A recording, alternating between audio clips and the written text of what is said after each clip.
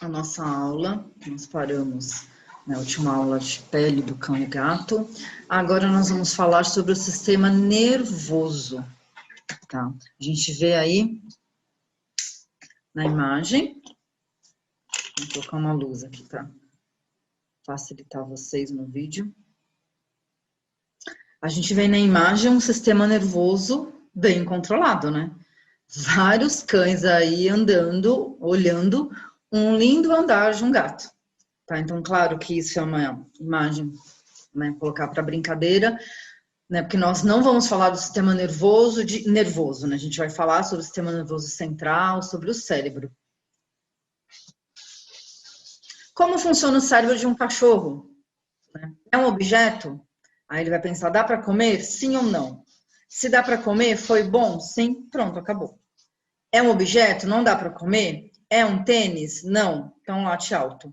É um tênis? Sim, pegue e destrua. Né? E assim, claro, isso aqui também é uma brincadeira, né? Um objeto dá para comer? Sim, foi bom? Não, vomite. Coma novamente. Né? É um objeto ou é um som? Se é um som, late alto e fim. Né? Então, essa é novamente mais uma brincadeira de como funciona o cérebro de um cachorro. Né? Um objeto, ele vai morder, ele vai comer. É um som, ele vai latir mais alto. Mas, né, cedendo aqui as brincadeiras, o que a gente vai ver nesse tema, sistema nervoso? A gente vai ver que existem informações que vêm do exterior e do interior, que nós chamamos de estímulos. Vai liberar impulsos para a contração dos músculos voluntários e involuntários. Então, esses estímulos, eles vão ser liberados tanto para a musculatura voluntária, em que um animal pensa para fazer, né? Então o animal ele pensa e aí ele vai mandar essa resposta e voluntariamente o músculo vai responder. Ou também músculos involuntários, ele não vai pensar. A gente vai ver como. Como que pode acontecer? Ele não pensa, mas a gente tem uma resposta, né? Os músculos voluntários, eles obedecem comandos. Esqueleto, corpo do animal, ocorrendo a movimentação, ligados ao sistema nervoso central. Tá, então, ele vai obedecer um comando, né? Vai ter um estímulo, esse estímulo vai gerar uma resposta lá dentro, e essa resposta vai gerar um comando que o animal pensa para fazer. E o músculo involuntário? Não obedece em comandos. É um sistema nervoso vegetativo, musculatura visceral. Mas como isso pode acontecer? Vamos pensar. A gente pensa para respirar? Né? A gente pensa para fazer a digestão, a gente comeu, acontecendo a digestão. A digestão vai lá acontecer no estômago, no intestino. A gente pensa, a gente acaba de comer e pensa, agora eu vou pensar que meu músculo do estômago tem que fazer a digestão dessa alimentação. Não, isso acontece. A gente pensa para respirar. Imagina a gente pensando para respirar. Expira, inspira, expira, inspira. A gente não vai fazer mais nada. Por exemplo, a gente pensa para o nosso coração bater. A gente pensa o quanto o coração vai bater, agora um pouquinho mais devagar, agora um pouquinho mais rápido, não. Né? Então, acontece estímulos para que tudo isso e outras tantas coisas aconteçam dentro do organismo, mas que não é pensado. Né? Porque senão, como que ia viver? Como que a gente ia viver, como o animal ia viver pensando? Respira, digestão, coração bate, né? Não tem como. Então, isso são considerados musculatura involuntária, não vai obedecer comando, ela vai acontecer. Referente a estímulos, ela também vai acontecer. O sistema nervoso é composto por células nervosas. A gente tem aqui a neuróglia. A neuróglia é um conjunto dessas células nervosas. O que nós temos aqui nas células nervosas? Núcleo, temos o neurônio tem um núcleo, esse neurônio tem os dendritos, que são essas partezinhas aí, essas ramificações. E aí, nos neurônios, a gente tem umas outras células nervosas, astrócito, oligodendrócito, né? A gente tem ali no meio o axônio, que é como se fosse toda a continuação do neurônio, e os terminais do axônio. Tá? Então, isso tudo forma a célula neuróglia. Tá? Isso tudo é formado pela neuróglia, que são as células nervosas do sistema nervoso. O que a gente tem aqui? Astróglia, oligodendróglia e micróglia. A gente vê esses esquemas aqui, ó. Astróglia, oligodendróglia e micróglia. Tá? E para que eles servem? Astróglia é constituída por células denominadas astrócitos. São encarregados de sustentar e nutrir os neurônios. Então, as células da astróglia são os astrócitos. Eles vão sustentar e nutrir os neurônios. Olha aqui novamente, o astrócito, em cima, o rosinha. Ele está lá, ele vai nutrir o neurônio. Por isso que ele está ali grudadinho no neurônio. Vai sustentar e nutrir. Oligodendróglia são células, são os oligodendrócitos, presentes na substância cinzenta e em muito maior quantidade na substância branca do sistema nervoso central. Sua função principal é envolver os axônios dos neurônios de maneira a isolá-los do microambiente do tecido nervoso. Então, os oligodendrócitos, eles vão envolver o axônio para proteção. Olha ali onde estão os oligodendrócitos. Parece umas mãozinhas ali segurando o axônio. O axônio é essa continuidade do neurônio. Então, ele está ali para proteger. Você vê que ele está envolvendo. A gente vê tanto em cima como embaixo. O oligodendrócito é o azul. Então, ele está lá para proteger. E a micróglia é constituída por células que agem como os macrófagos, participando, portanto, da defesa do tecido nervoso. Então, a micróglia, ela vai defender o tecido nervoso.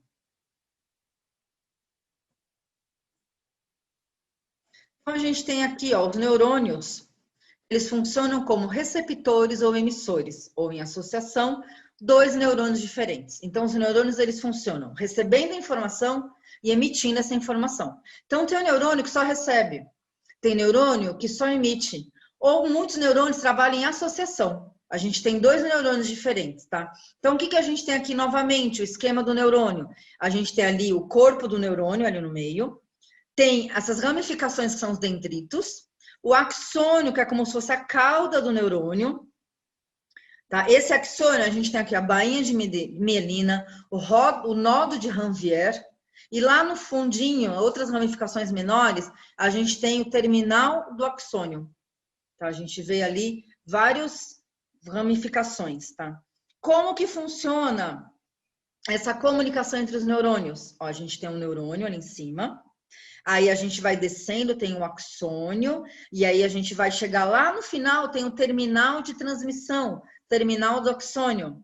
Lá vai encontrar outro neurônio. Olha ali em vermelhinho escrito sinapse. Sinapse é a comunicação entre os neurônios. É um neurônio conversando com o outro.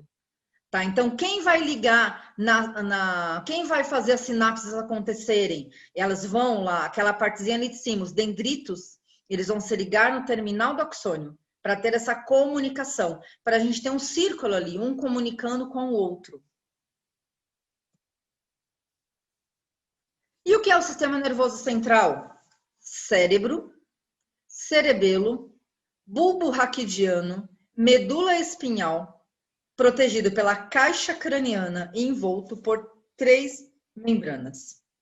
Esse é o sistema nervoso central. Quando a gente fala que dentro da caixa craniana a gente tem só o cérebro, isso é muito generalista, tá? Hoje vocês já sabem que a gente tem o cérebro, só que a gente tem outras partes também desse cérebro que tem outros nomes. Nem tudo é o cérebro. Cerebelo, bulbo raquidiano, medula espinhal. Tudo isso é protegido pela caixa craniana e envolto por 3 membranas. Então, olha aqui o que nós temos. Cérebro, o tronco encefálico, que a gente vai ter o ponte e o bulbo raquidiano. A gente tem ali a caixa craniana, o osso, e a gente tem 3 membranas protegendo esse cérebro. São as meninges, e a gente vê aqui o maior aumento, dura mater, aracnoide e pia mater. Tá, são as 3 membranas. A mais encostadinha no cérebro é a pia mater. A que fica no meio é a aracnoide. E a que fica próximo do ossinho do crânio é a dura mater. O sistema nervoso central, ele tem grande importância no comando do organismo. Tá? Ele vai receber os estímulos e vai responder. Então, ele tem uma grande importância para comandar todo o organismo do animal. Ele também tem a proteção contra choques e agressões, tá? Que muitas vezes são danos irreversíveis. Lembrando sempre, os neurônios não se renovam. Uma vez morte dos neurônios, a gente não vai substituí-los. Por isso é muito importante a barreira hematoencefálica. O que é essa barreira? É uma barreira que ela protege o cérebro. Então, nem tudo que entra no nosso corpo vai para o cérebro, porque senão a gente vai ficar perdendo neurônio, o animal vai ficar perdendo neurônio, e neurônio não se renova. Então, perdeu o neurônio, perdeu, acabou, vai ter que viver com aquele neurônio, com aqueles neurônios que tem no cérebro. E as divisões do cérebro? A gente tem várias funções nesse cérebro. A gente tem centro motor, centro sensitivo, centro visual, centro auditivo, centro olfativo, centro gustativo. Cada centro comanda uma região, uma função. E aí isso significa diferentes sequelas. A gente tem uma sequela no centro motor, é diferente de ter uma sequela no centro visual, como é diferente de ter uma sequela no centro olfativo. Cada centro vai comandar uma região e uma função. Como que é isso no esquema? Olha aqui. A gente tem aí um cérebro, vários desenhos. Então, a gente tem a parte da frente do cérebro relacionada ao comportamento emocional. Um pouquinho mais para trás, a área motora. Depois, em verde, a área sensitiva. Aqui para trás, a visão. E o cerebelo, a coordenação. E a gente seguindo aqui no meio do cérebro tem a memória, a recompensa, né, e o julgamento. Essas cores, gente, elas são só para ilustrar, tá? Claro que o cérebro, quando a gente abre e vai visualizar, ele não tem essas cores. Então, no córtex cerebral, a gente pode identificar áreas relacionadas com atividade motora, com atividade sensitiva, equilíbrio, julgamento, área visual, memória e aquela relacionada com comportamento emocional, que é o córtex pré-frontal. Então, significa que se eu tiver um trauma no animal e que pegar a parte do cerebelo, que aqui está em laranja, que é a coordenação, esse animal vai ter uma sequela na coordenação, ele pode ter uma sequela no andar, ele pode ter um andar diferente, um andar mais rápido, mais torto, com uma ataxia maior. Se eu tiver uma lesão que vai pegar essa parte final aqui do cérebro, que aqui está em azul, eu posso ter uma alteração na visão, eu posso ter um animal cego. Né? Eu pegar um pouquinho mais no meio, que aqui está meio vermelho, meio rosa, a área motora, eu posso ter um déficit motor nesse animal, um déficit de caminho, de andar, de deambulação. Se eu tiver uma lesão mais na parte da frente, que é o social, o comportamento emocional, eu posso ter um animal com alterações comportamentais, um animal mais agressivo, por exemplo. Tá? Então, por isso que cada pedacinho do cérebro vai ter uma sequela diferente. Cerebelo é a sede do equilíbrio, da coordenação, dos movimentos. Eu preciso de um cerebelo ok, sem nenhuma alteração, para que esse animal consiga se equilibrar, consiga andar adequadamente, com movimentos bonitos, com movimentos coordenados. A medula espinal comanda reflexo. Então, o reflexo o animal precisa para ele andar, para ele movimentar os membros. E o bulbo raquidiano tem o centro do vômito, da salivação, trato respiratório, cardíaco, contração e dilatação de vasos sanguíneos, tá? Então, uma lesão nesse bulbo raquidiano, eu posso ter uma salivação excessiva, eu posso ter alteração na respiração, no trato respiratório, nas batidas do coração, tá? Contração e dilatação de vasos sanguíneos. Olha aí novamente o sistema nervoso central. O que a gente tem? O cérebro, o encéfalo, tá? O encéfalo é o geral. O que nós temos dentro da caixa craniana? Hoje, a partir de hoje, vocês não vão mais falar cérebro. Nós temos o encéfalo. E esse encéfalo tem subdivisões. Esse encéfalo se divide em cérebro, que vai se dividir em telencéfalo e diencéfalo. Esse encéfalo se divide em tronco encefálico, que vai se dividir em mesencéfalo, ponte e bulbo. E o cerebelo. E aqui para baixo, a medula, que vai continuar descendo para a coluna. Sistema nervoso periférico significa o quê? Tudo que é fora do sistema nervoso central, tudo que é fora do cérebro. Composto por nervos, gânglios e fibras nervosas. As fibras fazem a conexão dos tecidos periféricos para o sistema nervoso central e vice-versa. Nervos sensitivos, impulso nervoso, órgãos do sistema nervoso central. Nervos motores, impulso do sistema nervoso central que vai para o órgão. Nervos mistos, eles são motores e sensitivos. E o que é um sistema nervoso vegetativo? É uma cadeia de gânglios nervosos, ambos ao lado da coluna vertebral. Controla funções vegetativas. Lembra que eu falei lá no começo, aquelas funções que não pensa para fazer, que são involuntárias? Essas funções não têm controle pelo sistema nervoso central e nem pelo sistema nervoso periférico.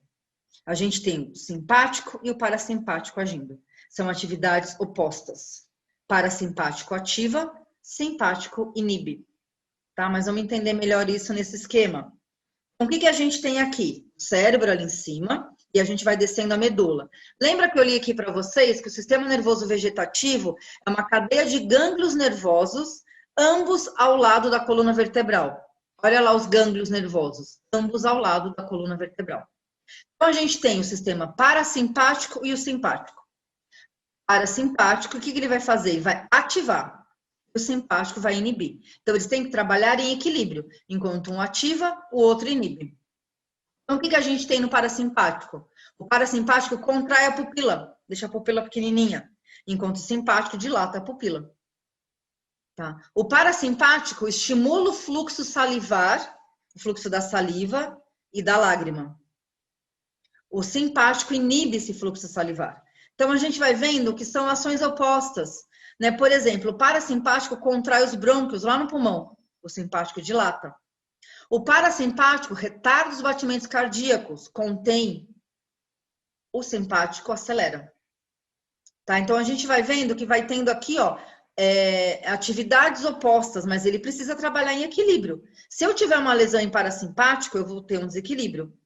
Eu vou ter o quê? Lesiona o parasimpático, o simpático vai lá e vai agir mais rápido. Vai só ele agir.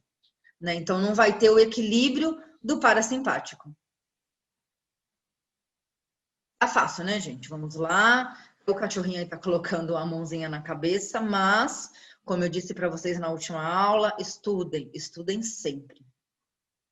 Para relaxar, olha só que interessante aqui, comparações, o tamanho do cérebro do humano, comparado com o chimpanzé, comparado com o babuíno. Nós temos aqui nesse meio o cérebro do cachorro.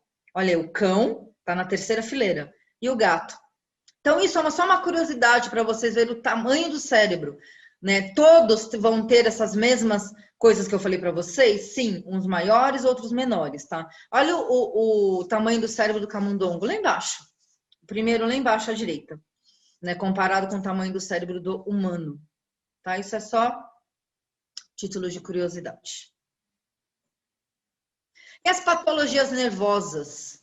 Então, a gente já sabe como funciona. E agora a gente tem que pensar o que tem de errado. Então, o que nós temos mais comum em patologias nervosas? Convulsões, hidrocefalia, hipoplasia cerebelar, neoplasias.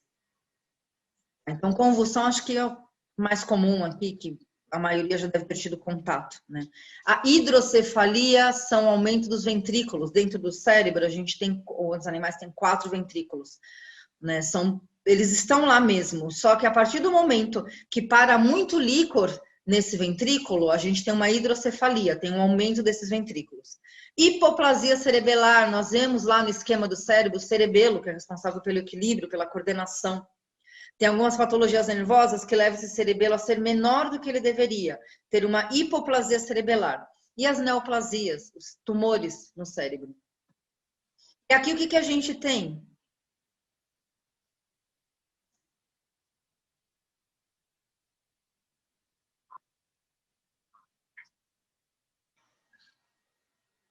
Isso é o que, gente? Uma convulsão, tá? Isso é uma cachorra tendo uma convulsão generalizada. Né? Ela não chegou a cair porque ela está encostada na baia, mas ela tem movimentos involuntários que ela não controla.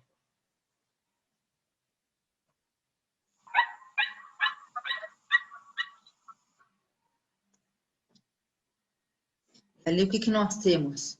Um cachorro que a gente chama vocalizando. Tá? Isso não é uma convulsão. Tá? Esse animal, ele está vocalizando sem parar, né? Ele não está pensando para fazer isso, ele está o que a gente chama de obnubilado, né? Por quê? Pela idade, né? Esse animal, ele tem uma alteração no cérebro chamado síndrome cognitiva, ou comparado com a gente, o Alzheimer canino. Tá? Então, ele não pensa para fazer isso, ele está vocalizando, é uma patologia do cérebro também.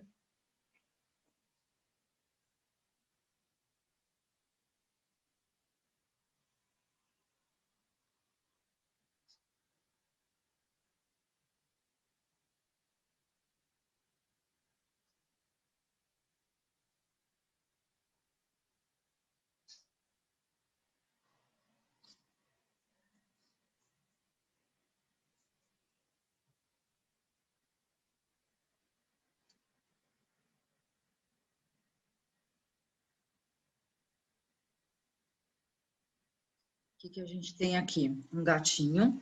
Esse gatinho sofreu um trauma, tá? Isso que tira do focinho dele é o oxigênio, né? Então, ele está recebendo oxigênio para ajudar. Ele está respirando sozinho, mas ele está recebendo oxigênio como um aporte, tá? Então, aqui ele está no estado comatoso, né? Ele não responde a estímulos, tá? Porque ele está paradinho, ele não responde aos estímulos.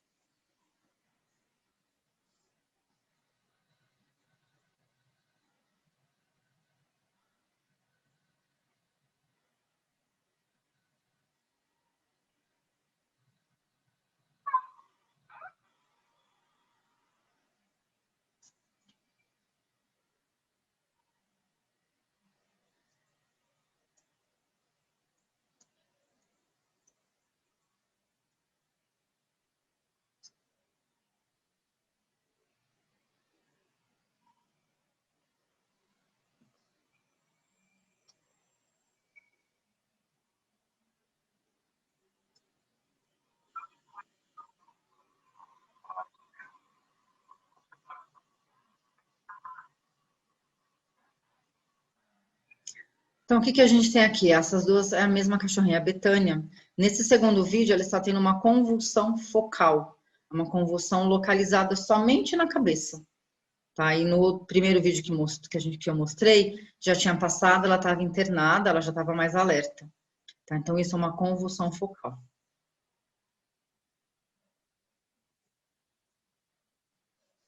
Aqui eu mostrei para vocês do gatinho, né, em estado comatoso, ela aproveitando para ver, ele mexe a barriguinha. Veja como ele está respirando.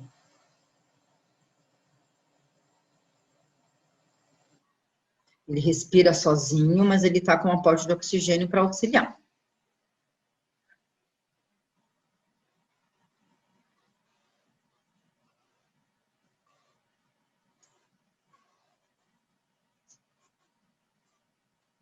Percebem como esse animal está tremendo para andar? Além do normal? Como ele treme além do normal, esse animal? Vou passar o vídeo aqui para vocês de novo.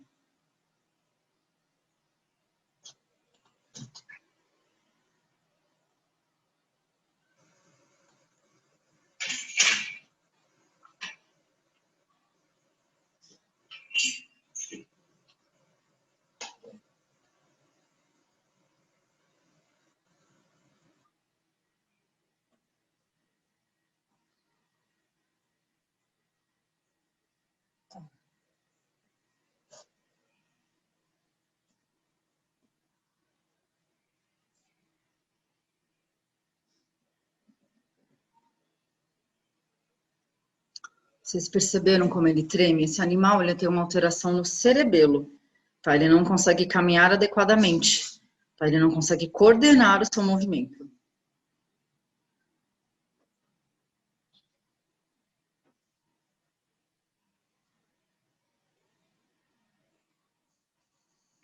Esse gatinho também, ó, ele está em estado semicomatoso. Ele foi encontrado na rua nessa situação. Ele tem uma alteração no sistema nervoso central, ele não consegue ficar em estação adequadamente. Olha como ele está com a cabecinha bem para trás e não fica em pé sozinho. Ele não consegue, ele dobra as patinhas, porque ele teve um trauma na rua. Esse trauma afetou o sistema nervoso central, afetou o encéfalo dele.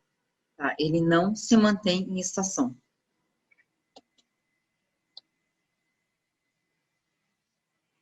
E aqui, novamente, uma convulsão generalizada.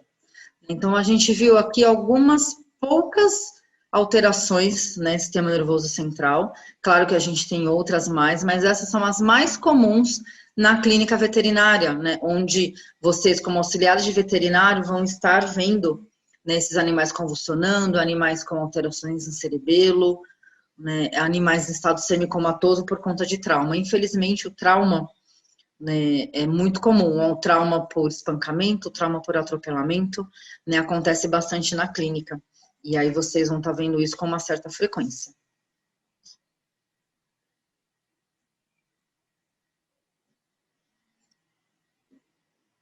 Aqui é um animal com movimentos involuntários, ela não está pensando para fazer, mas não é uma convulsão. Tá, esse animal, ela tem uma alteração no sistema nervoso central, ela tem um vírus que invadiu esse cérebro dela, tá? O vírus da sinomose, acredito que alguns de vocês já tenham ouvido falar, tá? E aí ela fica com esses movimentos repetitivos, tá?